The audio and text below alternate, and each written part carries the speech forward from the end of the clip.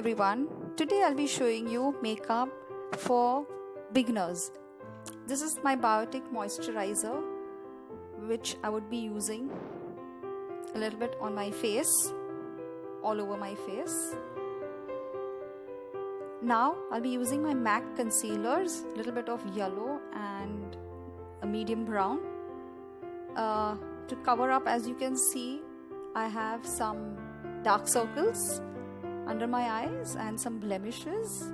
These are basically age spots and pigmentation.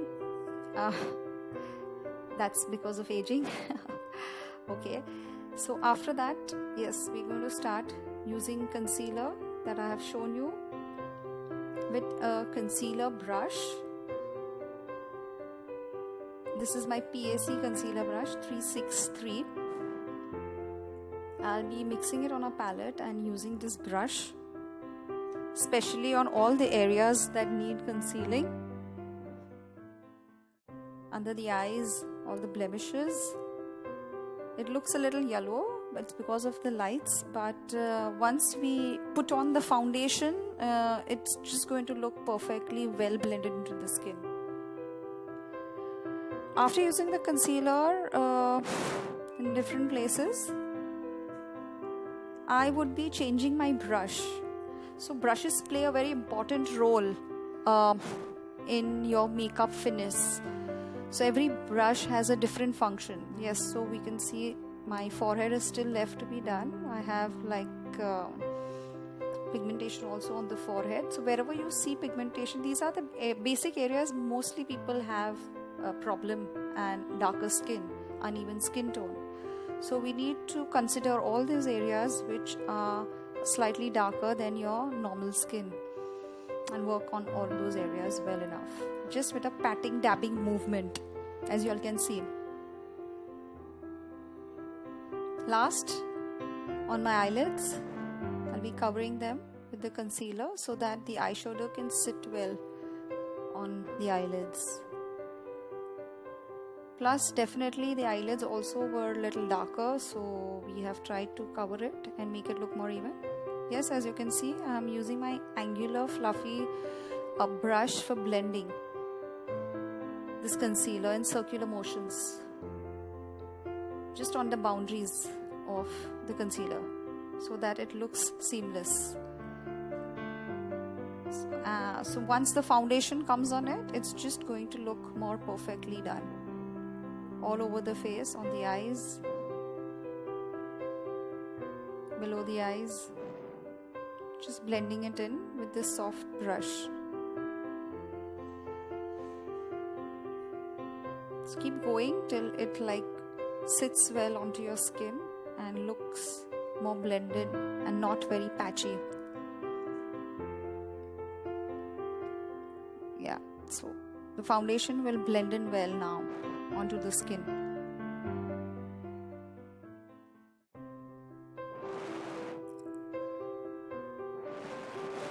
I'm using my Nars foundation.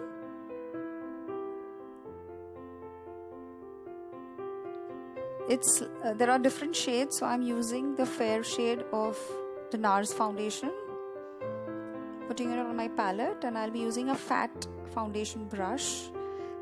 The reason of using a fatter brush is it speeds up the application of your foundation all over your skin.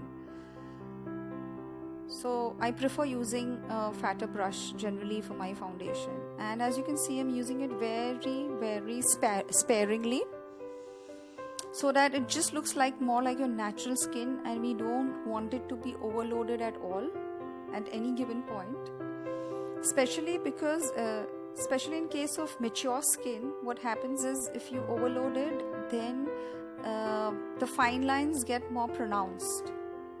So the best mantra is to use it very less. Nowadays we have HD cameras, so definitely it stands out. Anything that is extra will show in the camera, and we just don't want that. We want it always to look natural at all times, because natural is the look nowadays which is in. People prefer looking more natural, even if there are there is a load of makeup put, it still has to look like very less and not overloaded. And again, it's a patting movement. You have to also consider your ears and your neck while putting your foundation, so that in the pictures it just looks normal. Just keep blending in nicely, patting it so that it gets absorbed into the skin and just looks like your natural skin. So you have to keep going with the brush till it like seeps in well into your skin and gives you an even canvas look onto your skin. So foundations have to look very natural, they have to look very fresh, they have to look and give you a very even canvas look. After that, the next procedure is the loose powder. I'm using my Huda powder. The yellow banana powder is the most running shade because it goes well on all skin types. But today I'll be using my white powder, and I'll be using this fluffy brush to deposit this powder all over my face very softly. Again, I don't want to overload it, but always dust off the extra powder and start applying on the skin, starting from under the eyes and onto the cheeks and the entire face. On the nose, all over.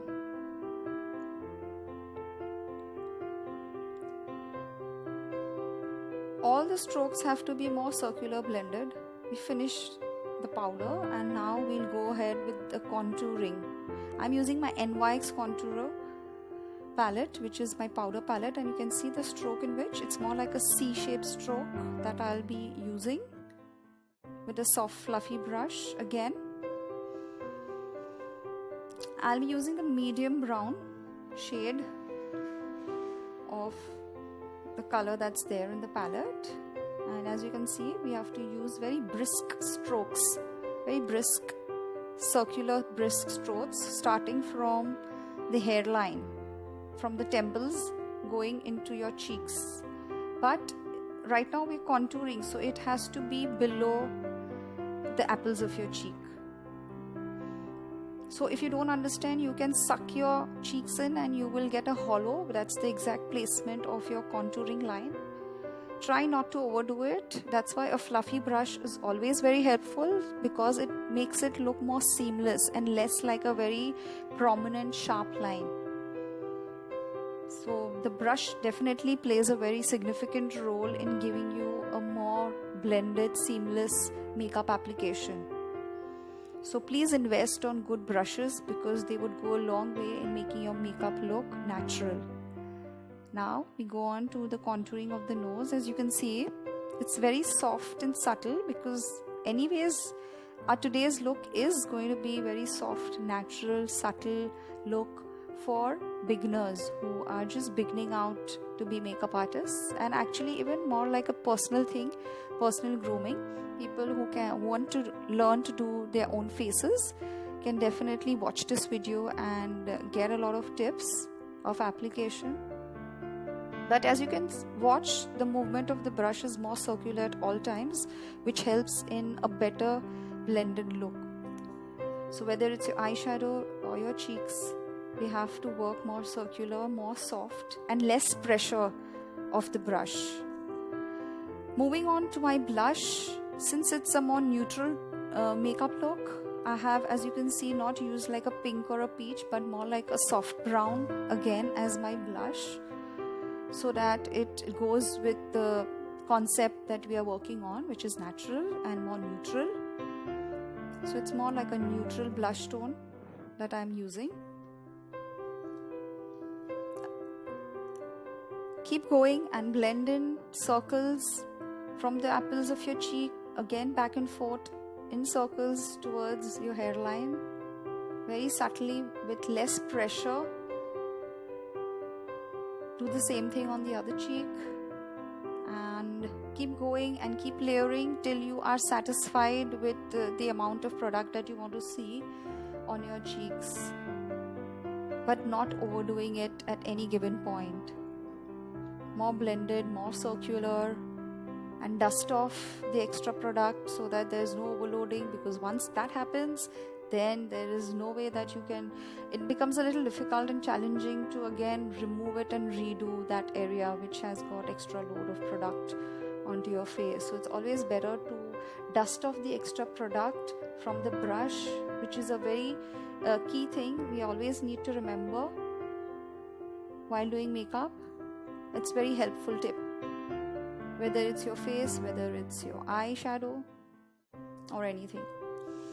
Now, since I want a more softer brown going on my eye area, I'll be using the same contouring brush which I had used, which is a broad brush. Since I have a larger area, as you can see, from my eyes to the brow, yes, so I want to cover it quickly with one stroke application. So I don't want a very small brush because that would take more time. This just simply speeds up the application. I'm using my Tart palette and I'm using Rebel, which is again like a medium brown shade. It's a matte brown shade. I love this Tart palette. It's my favorite. I use it most of the times when I want to achieve brown tones in my makeup. And also if I want other colors mixed up, I still would like to use it first and then add other shades to it. So you can see it's more circular out to in technique, using the angle shape of the brush, which will help me in placement of the eyeshadow in an angular manner. And I am not really taking it in the inner corners, but my focus in circles is only on the outer edge, as you can see, in a slightly diagonal manner. It's slightly diagonal downwards towards the lid, towards the lash area. From the crease to the lash, from the crease to the lash, and then swipe, swipe, swipe outwards slightly for a more blended, extended, soft look. And whatever product is left over into the brush, now we are going above the crease line, but not exactly touching the brow. There is a slight gap left between the brow, which is a highlight area. Yeah, so it looks more extended and more natural. But it's up to your taste, up to you as a person, how much of the product you want to add on. Now, since I want to add a little more depth, I am changing the shade. I'm going a little more deeper brown, which is Leader. The shade is Leader. And I'm just focusing very much on this outer edge and trying to intensify the color out there by constant brisk strokes. The more brisk, more fluttery and more light your movement is, again, this is a moment to extend the shadow out. The more fluttery your hand movement is, the more softly and well blended your eyeshadow will sit, and effortlessly. You don't have to take too much of effort in blending your shadow. So the trick is using a broader brush if you want a larger area to be covered. And as you can see, I'm just flipping it out, right? And very fluttery movement. If that is executed well, then there'll be no issue in having a more flawless, soft look that you would like to achieve at all times. So this is a very kind of a corporate look. You can also wear it for work. It's a very daily wear kind of an eyeshadow look. If you want, you can just leave it at that and continue with a liner and mascara and you're done with your eyes. But I would be introducing one more shade after this to just make it look a little more interesting, since it's a tutorial and I just didn't want it to make it look very boring. Yes, so after these two shades of browns, we would be using a third shade exactly in the center of the eyes. Okay, just trying to balance out. Keep watching both sides, and most key important thing is to watch out for your balance. Right, so now I'll be using my concealer brush to use a lighter shade in the inner corners. It always makes your eyes look more extended and bigger. So, and also the contrast between the light in the inner corners and the dark shadow in the outer corners makes your eyes look more outstanding. So this is the application, more like a tapping, dabbing movement, more like a pressing movement. You don't have to swipe your brush because you would like take away the product, so you have to press it out. dabbing pressing movement is the best technique to make your eyeshadows sit well on your eyelids. We'll be doing the same thing on the other eye as well. So this is more like light and dark tones, and now this is the interesting color. It's not too bright, but we're just trying to add a little bit of a pinky peach effect in the center of the eyes, which I had mentioned earlier. Yes, so that's how it is going to be. There is a light color insides, there's a darker color, and now there is a softer peachy pinkish color that we are trying to achieve in the center. Application technique, you have to apply it starting from the lash, closest to the lash, and then keep moving zigzag slightly upward till your crease, till the crease of your eyes. But yeah, keep moving up. As you can see, is a nice soft shade of pinkish peach. Doing the same thing on the other eye, and just watch out for the brush movement, how the brush is moving, brisk zigzag upward from the lash moving to the crease, from the lash moving to the crease, and now blending the brown into the peach and slightly overlapping over the brown so that it doesn't look like a constant very different brown. It's like overlapping shades. It doesn't look like very separate patches of brown and peach. It looks more blended. This is a liquid cake liner which has to be actually used by adding water. The consistency you need to watch out for.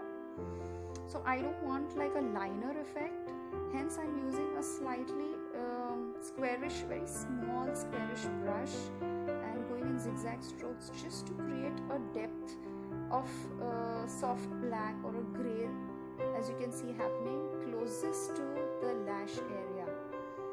And here again, as I was saying, the water that you use changes every time. If you want it more pitch dark or black, the consistency will be more thick.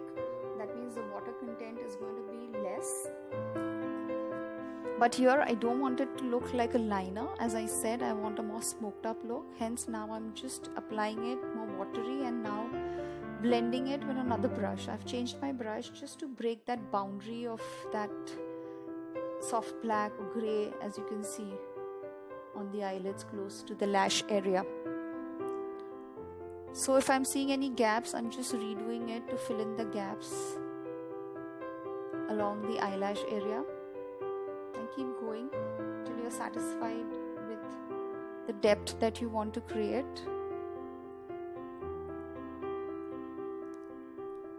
Okay, sounds good. Keep going again with the blending. Blending is the key to achieving a natural look. So till you are satisfied, keep going with your blending. Brushes, as I always said from the beginning, play an important role. I'll be now changing my brush after this into a more liner brush. I'll be using a liner brush, which is a very small bristle brush. What it does is, even with using this product with the same consistency of water, but because of changing the brush, you will see that the intensity of this color looks much more. So once I'm done with the blending, I'm also doing it a little bit into my waterline, tight line, and onto my lids, back and forth. Once that is done, yes, as I said, I'll be using this brush, this tiny brush, which is giving me a more deeper look to my black color that I'm using, the cake liner that I'm using with water. But now I'm not going to use it in this entire area that I had approached. I'm concentrating more towards the waterline and the tight line, exactly where my lashes are. So it gives me a more faded look from dark to light. So it's just added that little bit of depth that I wanted into my outer corners, especially on my waterline and my tight line. Now, as you can see, slight extension created, 1, 2, 3 stroke. Just a brisk stroke outward, and blending it into the previously placed grayish black. We'll be repeating the same on the other side of the eyes, on the other eye, I'm sorry. Now moving to the brows, just mapping it out on the lower boundary with a brown, and then working on the upper boundary of the brow and vertical upward strokes in the inner corners. Doing the same thing on the other side, for the other brow, in a similar manner, starting the mapping from the lower boundary. So we don't map from the upper boundary, upper inner boundary, but instead work more vertical in the upper inner boundary of your brows. It's just that it gives you a little more natural look, because you don't want to create a very sharp square out there. It gives a very artificial look. And now focusing from the high point of the brow more on the upper boundary. Now we change. Once we move into the mountain of the brow, we start approaching the upper boundary of the brow. But when we start off with the brow, in the inner corner, we start with the lower boundary. So this is what you need to be very careful about. Because as you can see, even if I'm doing the lower boundary, it's more diagonal upward strokes. Yes. Okay, I'm quite satisfied with the way my brows are looking. Okay. Moving on to my lips.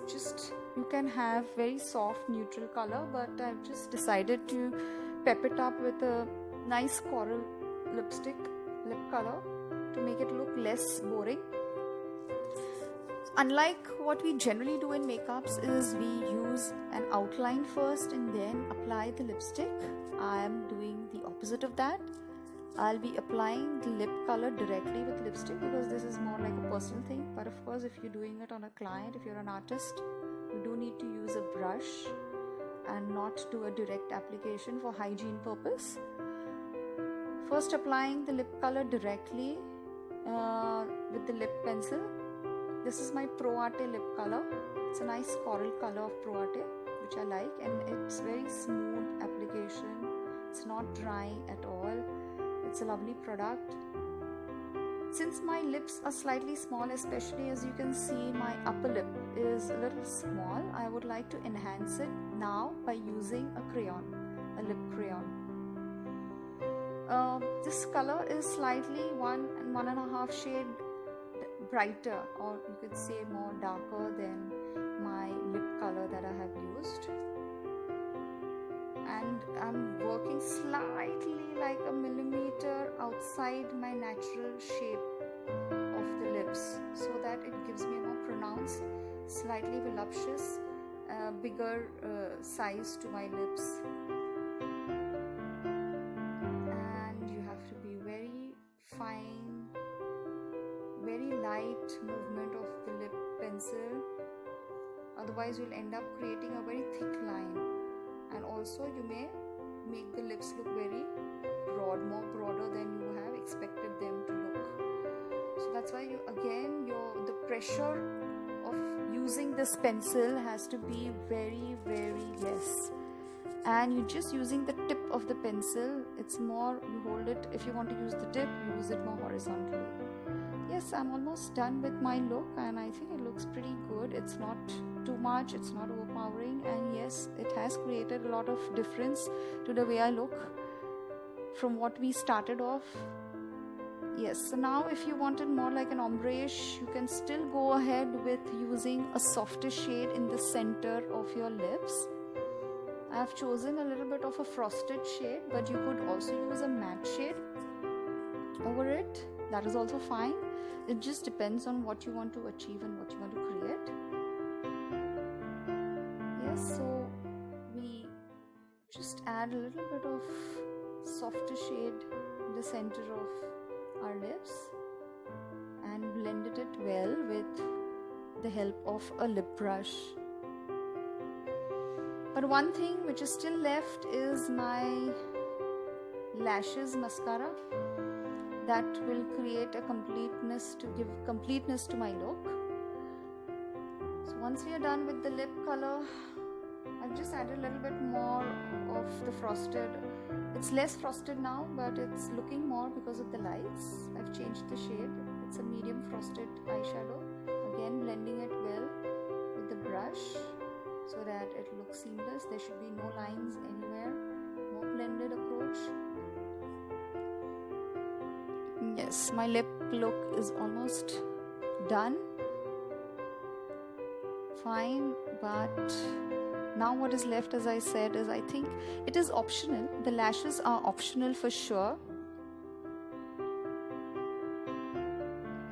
This is what it looks like. It's not too much. Cool. So now we go with the lashes. Yes, I have already applied. These are very natural looking lashes. There are also the heavier ones, more thicker ones, more thick, or sometimes they're even more long. Depends on your taste and also depends on the occasion for which you want to wear it. But if it's like a day look, you don't want to do too much with your lashes. So either you can just go ahead with applying a mascara, a volume mascara, or maybe just add some lashes to make it look a little more interesting and glamorous. So we finish the whole look and end it with our lash application. The glue that you can see, which is white, is simply because it has not dried up. But the moment this eyelash glue dries off, the white layer will just disappear. It won't be seen. So don't have to worry, guys. Even if it's a white glue, as long as it's a white glue, it's not a black glue, it's fine, because it will just disappear in some time as it dries off. So the look is almost complete. I hope you like my look, and you can practice it at home, and if you have any queries, you can get back to me. Finally finishing it with a pen liner, just a little bit of gaps that I could see between the lash and the waterline. Yes, I'm just trying to fill that up and make it look more complete. You just have to be careful that it doesn't go into your eye, which it did, because it may irritate your eye and then your eye may start watering and then your entire makeup can go bad. But do have Q-tips with you in case such a thing happens. You can quickly take care of all your tears that roll out with the help of Q-tips, so that it will not spoil your entire eye makeup look. Just finishing up the inner corners and we are good to go.